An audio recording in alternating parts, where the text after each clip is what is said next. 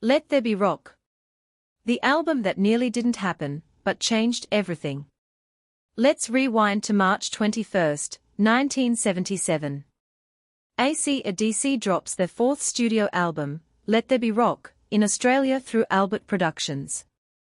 A few months later, on July 25, a revamped international version hits the world stage through Atlantic Records.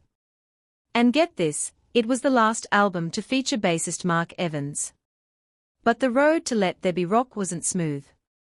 Back in late '76, AC/DC was on the verge of collapse. Their manager, Michael Browning, said it straight. It was very close to being all over. Even with sold-out shows in London, a record-breaking stint at the Marquee Club, and a Reading Festival appearance, disaster struck mid-tour. Atlantic Records in the US. Yeah, they didn't like dirty deeds done dirt cheap, and were about to drop the band. That lit a fire under AC/DC like never before. Mark Evans remembers the moment. Once we found out, it was, F them. Who the F do they think they are? We were seriously pissed off. We were going to go in and make that album, and shove it up their A. And that's exactly what they did.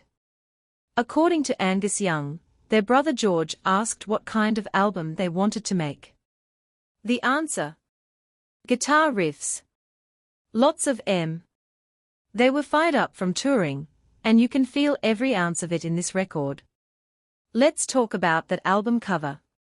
In Australia, the cover shows guitarist Chris Turner's fingers from the band Buffalo. Why? Because AC/DC was out of town.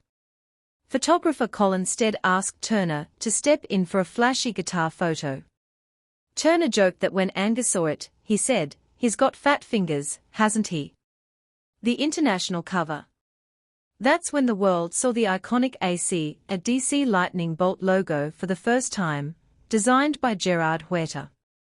The photo, shot at a March 19 concert at the Casale Ballroom in Essex by rock photographer Keith Morris. Now, the reception. Let There Be Rock blew critics away. AllMusic gave it 4.5 out of 5, calling it sweaty, dirty, nasty rock, AC/DC at their best. Cashbox wrote, "There is plenty of voltage on this electrified disc." Q magazine named it one of the 50 heaviest albums of all time. Critic Eduardo Rivadavia called the title track a gospel to the glory of rock and said, "It kicks unholy ass." Rolling Stone's David Fricke later praised Bon Scott's wild vocals and Angus' scorching solos, calling the US version of the album almost all killer.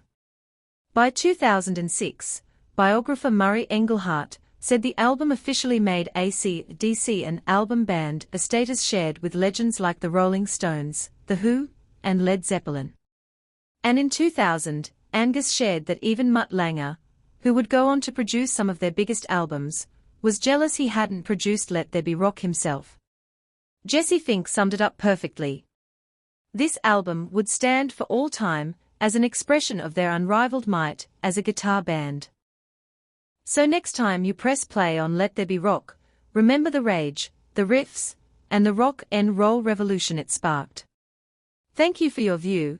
Don't forget to like and comment if you want more stories behind the albums that shook the world. Hit subscribe, then write subscribed in the comments, and get a personal message from me.